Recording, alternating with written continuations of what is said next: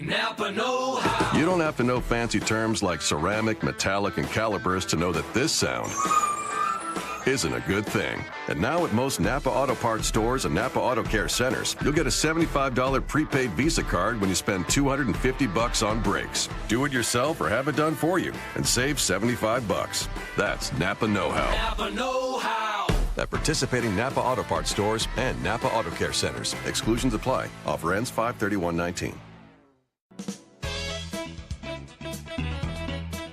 Welcome to Audio Gyan with Kedar Nimkar, a podcast that documents insightful conversations with Indian designers, artists, musicians, writers, thinkers, and creatives of all types. Catch us on iTunes or visit audiogyan.com for more Gyan sessions. Here's your host, Kedar Nimkar. Today I have Manish Banker with us on Audio Gyan. Manish graduated with the distinction from Institute of Environment Design, Gujarat in 1991. Thereafter, he worked at the Osho Commune International in Pune for 2 years, contributing immensely to Commune's varied ongoing projects. Here he imbibed a new spiritual approach to spatial design as a means of connecting man with himself and his environment. Having identified the true meaning and the purpose of architecture, he established TAO Architecture Pvt Limited in 1994. Passionate and enterprising, Manish has a dynamic, creative energy and an innate love for nature. And today we are here to discuss his approach to architecture design and his philosophical ideologies. So thank you, Manish, for giving us your time, and it's a real honor to have you on Audio Gyan. Oh, thank you, Kedar. It's rather a pleasure of mine to be with you and share some of the ideas which are rolling, over my practice and my work. Thank you. Manish, I've come up with 5 questions, and I'm hoping to have more like a philosophical conversation with you, and let's see how we unravel our conversation. First and foremost, I'll start with a more abstract question. It could be a very simple question, but very deep if you look at it from a why perspective, right? So what does shelter mean to you? Shelter. Shelter, if you primarily look at it, that it shows the sense of settlement, the sense of safety, sense of security, and sense of comfort, within which, you live or you be settled down. To me, shelter is not just a simple one-layer word. It has a multi-layered meanings. As you see that, the shelter is primarily, we understand is a physical shelter. Correct. But to me, there are multi-layers of even physical shelters. For instance, man is born with a simple body. And the immediate shelter is the body which has been given to you to live within. Mm-hmm. And to me, that's the first shelter you come across. Oh. And then if you look at a larger perspective, then the ozone layer is probably the most away shelter, which protects us in an entire globe. And to me, that's also a shelter. And there are 2 physical shelters by default we are born with. And then in between, we see what are the other shelters, within which we live. For instance, in a house also is a shelter. But then there are other bedrooms, which are also shelter within shelter. And so there are multi-layers. And these are physical layers I'm talking about. But also as a shelter, you also have intangible shelters, which are psychological shelters or energetical shelters, within which you feel comfortable. Because sometimes only physical shelter doesn't make you comfortable. And we, as human beings, born not only with our physical body, but we have energetical body also, our spiritual body, and our psychological body. And those also require shelters, which I find are the true purpose of architecture, to meet maximum layers of shelters. What is the difference, let's say, between car garage, and a house? Both are shelters. But look at the car is a simple product. And it is simply placed, within 4 walls, and that becomes a garage. I don't think you can keep human being in a similar fashion as you put a car. So I see that the man is much beyond his physical body. And we normally as people perceive architecture as a physical or a tangible body where we see aesthetics which is visually seen. But the experiential quality which architecture brings in, brings you energetic shelter, where you experience a qualitative connection with the nature, and by nature again with oneself. And to me, that's something which makes a building converted into architecture. So building is a mere garage, but the architecture is a soul infused inside. Mm-hmm. So when you said there are different intangible shelters as well, right? So if I may go more abstract and say that is a state your shelter, is the country or patriotic political angle, are these also shelter formats? No, I'll tell you the reason why I was coming to, because then I want to understand that is architecture merely a boundary? No, to me architecture is free of boundaries. Architecture, the buildings are boundaries, okay. To me architecture is conceived or formulated by the space, okay, which is within the four walls.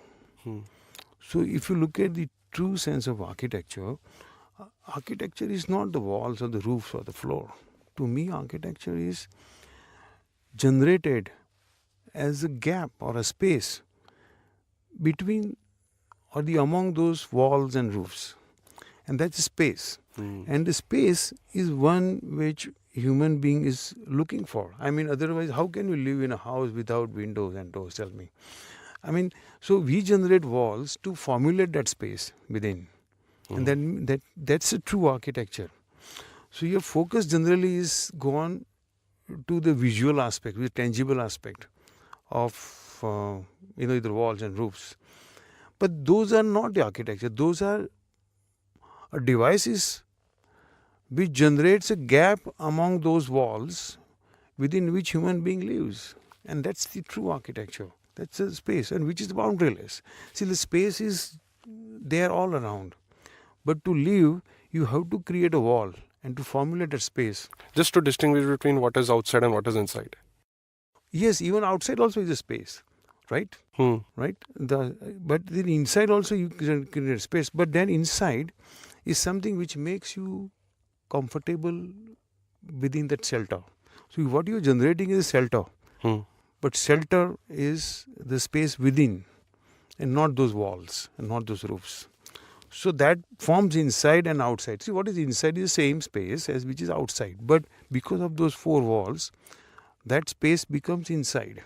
Otherwise, the space was already there. But we put a four walls and then it is converted into inside. No, but those four walls only define the space, right? Yes, they formulate the space. They formulate the space. But there are openings also through which you get a light inside, the air inside. And then you connect those inside and outside space through those openings. So walls are there. Like the walls can be in mud or glass or in metal or bricks and concrete. But the space within is not affected by what is there, as a material. Like so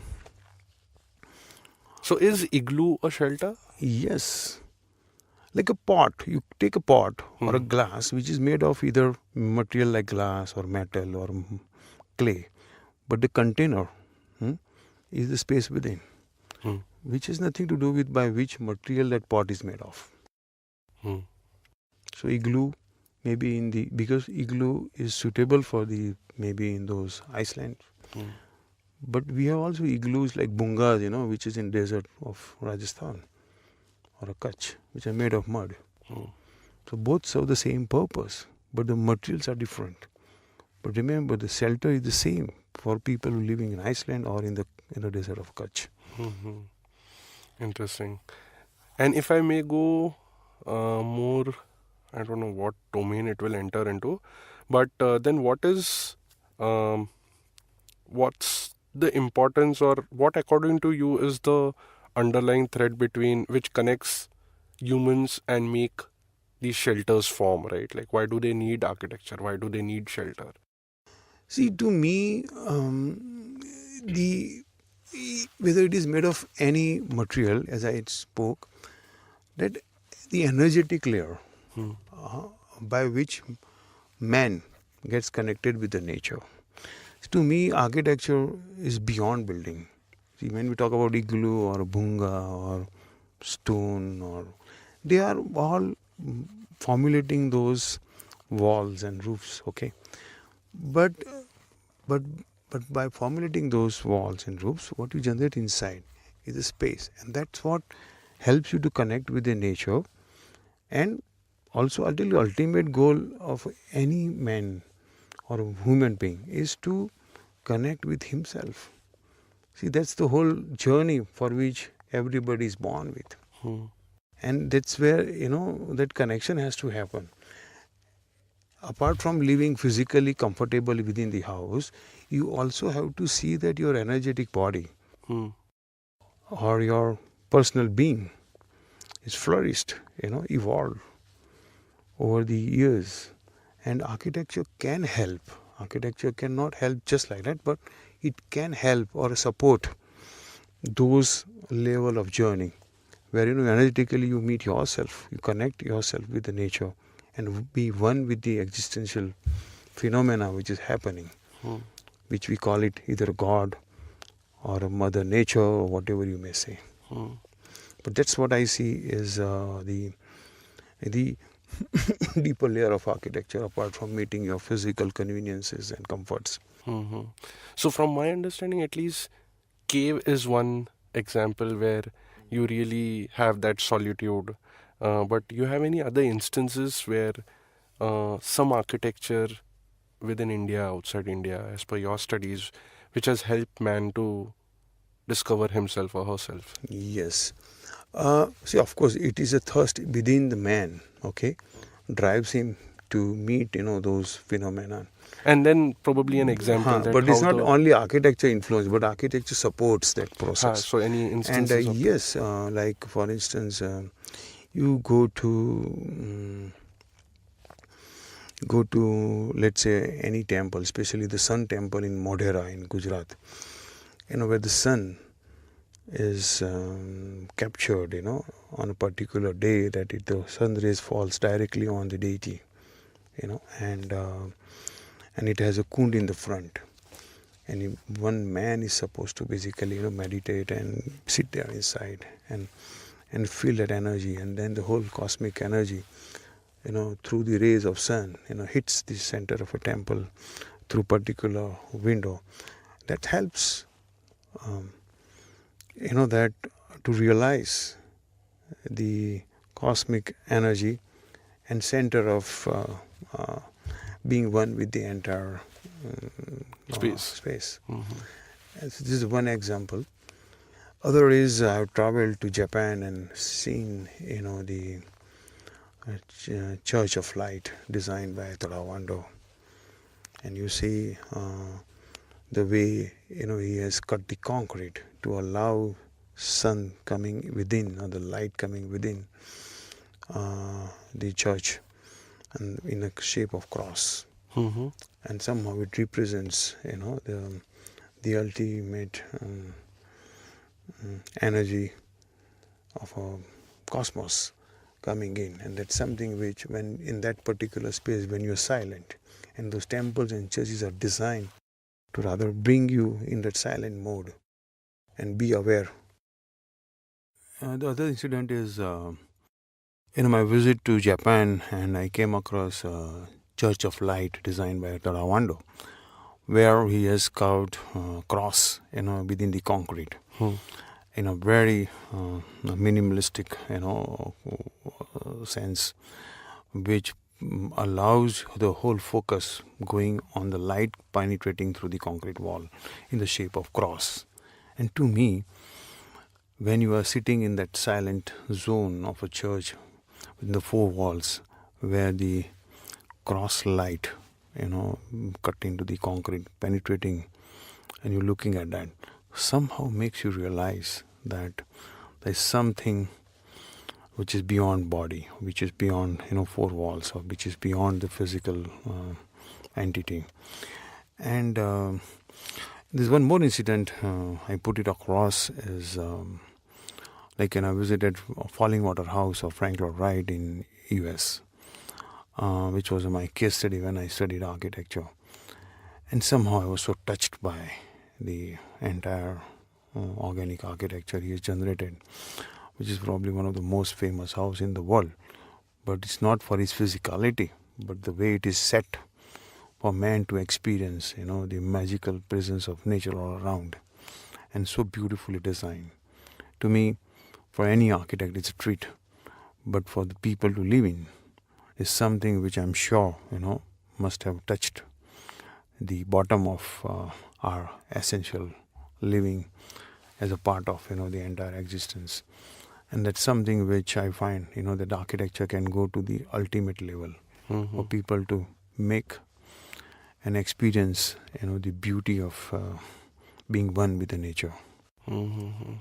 This is very fascinating for me to at least understand that there's a altogether different perspective to look at architecture.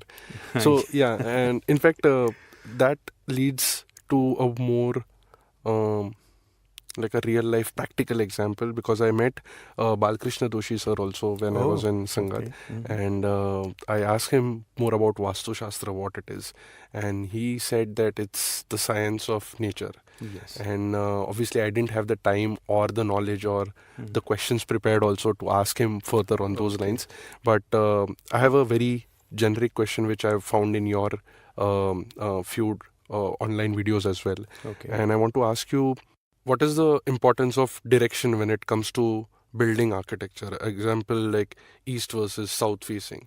I don't want to get into the historical aspect, but just to understand your perspective on how do you see directions. And I've been doing some interior work of my house right now, and they said that Agni side pe if there is a chula hona chahiye. So I don't get it, and I just on the face value take certain things, but if you can just highlight upon some underlying principles around it. See, primarily Vastu Sharshtra is a science of understanding nature. Especially, the buildings are predominantly defined by the sun path, because you need to have air and light, within the architecture. That makes architecture. So the wind and the sun, are the two primary aspects you design around a house. And your house it is defined by how the sun path is there. Like, the east is rising and then the west it sets. And different conditions and locational values, the house is designed, because sometimes you need a lot of sun, sometimes you don't want sun inside. So sometimes you want air inside, but you don't want sun to come in, and there are various aspects. So there are certain principles which are designed, which are defined rather to guide, people to design their houses, and so they are all scientific principles set. But they are nowadays, the Vastu Sharshtra is gone beyond, those logical science, and got more driven by the superstition set, by some of the Shastris who are neither architect, nor engineers, but they are pandits, and who have no knowledge of science of architecture. People being ignorant, are rather taken on a ride about some specific principles which they don't care about actually the original science. And everything is commercialized nowadays. I mean, why somebody would come and give you advice by getting paid, for simple principles of where the sun should. See, sun is rising, but somebody comes and gives advice. To me, everything is commercialized. And they also ride on the fear, people carry, because everybody is fearful of future somehow or other. and it's very easy to connect such aspects of Vastu based on the Shastra, hiding the truth behind them, and then driving people to just simply make more fearful, and they inject some kind of viruses in the heads of people. And I've been practicing architecture, and not a single client who's come, without that sort of questions that what is true Vastu, And we realized that we need to guide people. As an architect, I do not use this propaganda of Vastu Sharshtra to define our design. But we simply follow. As an architect, we are taught to understand the sun path, the wind direction, the cross ventilation, the passive cooling system, which earlier our houses used to be in such a nice way without air conditioning and electrification. We had a very cool system of living in the Rajasthan and Gujarat, where I come from. And if you go to Kashmir, even the harsh winter, people used to be comfortable inside. Now, people don't care. These Shastras don't care about, what comfort zone is. They just simply set 4 directions and they put you inside, whether you are in Kashmir or in Rajasthan. And people simply follow that because of the fear, mostly people carry within them. I think true Vastu Shastra is something which is purely science based on the nature, and it has to be understood and practiced by architects rather than following the Shastras. But unfortunately, that's something which architects don't have control on the people, because they don't want to go deeper into the science of architecture. They want to have some ready-made solutions. It's like allopathy, people want just a little tube on top to put. They don't want to go into the roots of their health. Mm-hmm.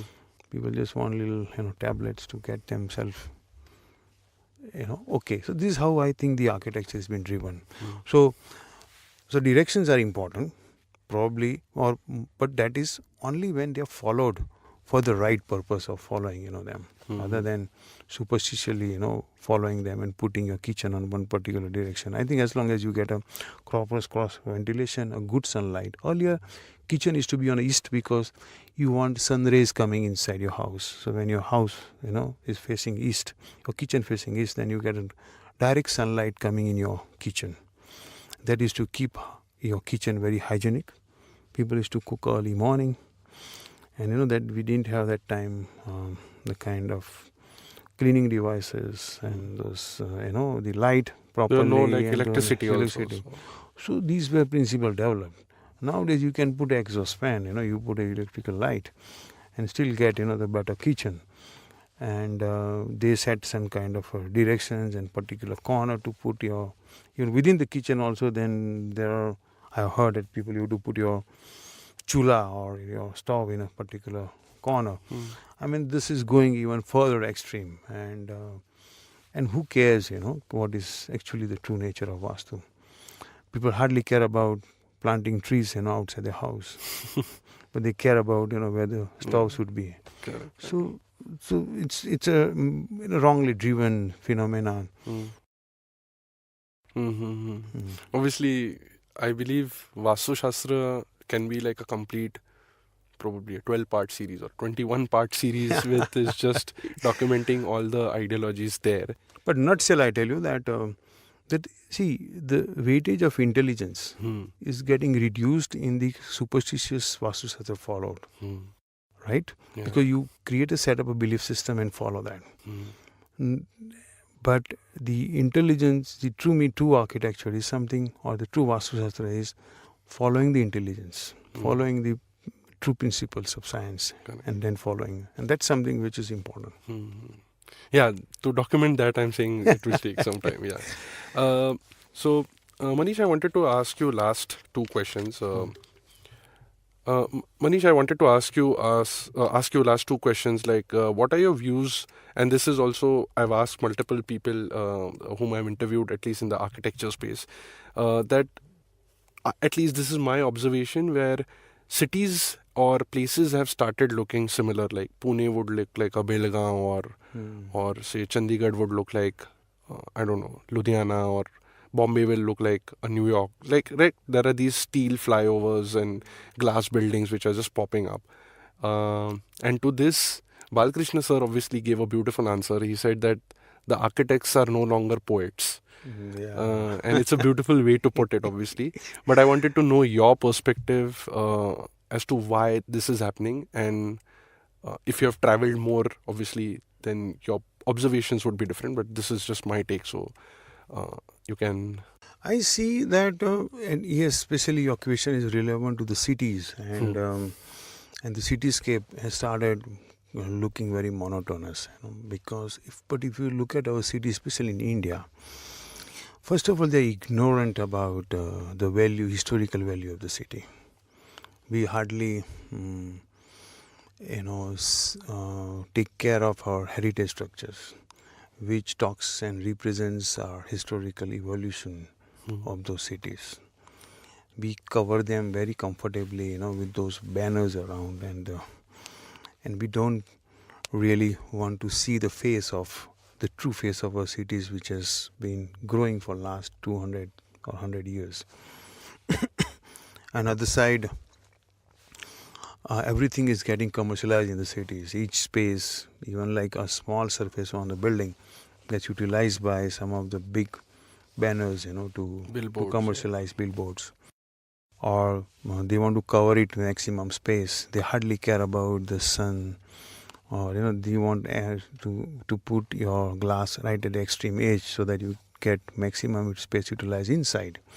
And so buildings start looking boxes of glass and thin skin, which burns your air conditioners like anything in the cities. I see that it's in our ignorance about valuing our own cities, our own space within which we live. And we allow commercial activity to rather be dominant on our apparent cities. We have also we have given away rather our cities to all those commercial billboards and commercial development. We haven't controlled our own value, especially through our heritage structures. And whatever the new construction or the bridges, and the requirement is endless. We want to go faster and faster within the city, so we create more flyovers. Rather than controlled public transport, we allow more private transport to move, which is endless. And we want wider and wider roads and less space for the gardens and trees. We have chopped most of the trees. So what we see are only buildings. So to me, it's just an ignorance about our own sensitive approach with which city, started growing. For instance, not only the built environment, but look at what we are treating our rivers, around which most of the cities have grown. Now, since we got water on a tap, we hardly care about the river. And we are totally ignoring, rather using, especially in Pune, the rivers are nothing less than gutter. They are just, they dump all the sewage within the water. And what is that? Because we don't need water now. Because it's supplied by tap and you pay for it. And see, the other aspect, Kedar, is that our urban life is influenced by various products like cars and appliances and fashion and phones, which are industrial products globally available everywhere. So what happens that our aesthetics and our way of looking at each product has become almost the same. We have not started we're not getting distinguished by our locational values, but by the global, products bombarding, on ourselves. And there's nothing wrong in it to have aesthetics like our fashion. We wear jeans and trousers which are global nowadays. We haven't lost our own fashion of dhoti and kurta. Similarly, architecture is also now being driven by global industrial products like steel, glass, and they're easy to, available and execute your work and fast. And so anything which is speedy, is more preferred. So what has happened that all these things have started influencing our, the infrastructure around which we live. So, and it's quite obvious that, once you pick up those industrial products, they start looking almost the same. And in that movie which I saw, as in that film, like a short clip on YouTube which I saw, you worked on one project in Jodhpur where you utilize the stones there. Yes. So if you can tell us that how TAO architecture has been trying to avoid this commercialization or utilizing local resources to give its own distinct style. Yes, so it's so important. The architecture is something which requires to be local. Simple reason is the climate, which you cannot, you can't bring European climate, to the Jodhpur. So you can't bring those European architecture to the Jodhpur. And Jodhpur is prominently having a harsh sun, it's called Sun City, and has to have a climatic solutions as a part of integral construction technology which you need to adopt. So, and if you refer our historical buildings, they are full of wisdom, because that time they were not overexposed to the global market. They were the global market was not there. that. Yes, not everyone, and that helped them to generate their own solutions. And every region has their own specific materials. It seems that they are meant for that climatic, conditions. And the Jodhpur stone, the sandstone, is an ideal material to keep your house warm in the winter and cool in the summer. So we adopted a local quarry stones to build house, and we went ahead, and we referred some of the good architecture, even of the old Havelis, to find out how the cooling phenomenon was taken care of by having a passive cooling system integral with the architecture.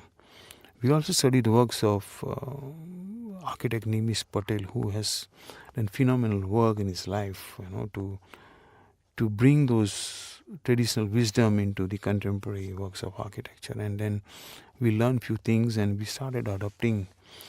And to me, there's nothing wrong being a researcher and learner to develop your architecture. And we thought that we'll set up also a language which is a contemporary in style, but adopting the traditional wisdom as a core value to design a building. And our Jodhpur house called Shunyam, which won a national award, for its design aspects. And we are proud and happy to share with you that. Thank you. Wow. Manish, I would like to conclude with one last question. What, according to you, should be the focus area for architects in the coming decades? Obviously, to make sustainable living, or any other parameters which you consider are important in a longer run, maybe 2 decades, 3 decades out, or even 10 decades, I don't know. I think sustainable living and being aware about the entire ecological system is the core concern, for any new generation coming. And especially architects are also primarily a bigger culprit, to bring a carbon footprint, on the earth. Not only architects, but they are primarily responsible for it. And I find that architects need to be more sensitive in their practice to demonstrate better solutions which are more eco-friendly, rather than helping development to go fast but absolutely ignorant about the future. If you look at the development of current scenario, is most of the time trying to gain short-term gains, and losing out on the long-term results. We are ignorant about our own sustainability. For instance, Cape Town is losing their water. Bangalore is supposed to be the next city in the world which will not have water. And then many other cities are aligned, in the queue. Are we not sincere enough to think about our next generations. And architects do definitely carry a larger responsibility apart from the policymakers and the politicians who are defining those current scenarios for new generations to actually step into and replace ourselves in coming years. But I'm sorry, I don't want to blame any particular builder or an architect, or in fact not even an architect, but what I've observed is there are these independent architects or relatively small time people, but then who are these architects who are designing Lodha and Rustamji and it's like, I'm just not taking brand names, but these are the people which you see in the cityscape building like 150 floors ka towers and like these are glass buildings. See, to me, there's nothing wrong, building buildings which are need based. But to me, our buildings are gone beyond need based. They want to go fast. They want to have a speedy recovery of profits at the cost of our own environment, which are, I think, bothersome. And everybody should ask question to themselves whether they are only doing for the commercial reasons, or are they having any responsibility towards our own globe, towards our own Earth, Mother Earth, and ensure that that whatever we do today, will have a less and less impact on the ecological system, because we are going to last for a few years, and the Earth and globe has been there for million years, and we want them to continue. We are the one who was taking this thing on a granted and spoiling our own globe, which probably we need to ask questions to ourselves. And I think that's the major responsibility of every citizen of this globe, including all architects, to continue and questioning themselves. Beautiful. Obviously, there are tons of things. We started off from body being the shelter till ozone, and then coming down to I think the whole conversation was around being more introspective and understanding where we are heading, and it's an individual responsibility which everyone has to look after. So I think that is a good note to end this. Thank you, Manish, for giving your time. It was wonderful talking to you, and I hope I can call you again for another interview where we can probably discuss a particular case study which will be more insightful in terms of how TAO architecture has helped people to or help spaces to be more inclusive, more sustainable. And on that note, thank you once again. Thank you very much. And hope that our work keeps on helping ourselves as well, because we are also evolving. And our efforts are always positive. And let's hope that something better comes out. Sure. All the best for that. Thank you very much. Thank you. And that's it from today's Gyan session. Catch us on iTunes, Saavn, Stitcher or any podcasting app you use. Do rate us on iTunes and follow us on Twitter, Facebook and Instagram. Stay tuned for more Gyan on audiogyan.com. Till then, bye.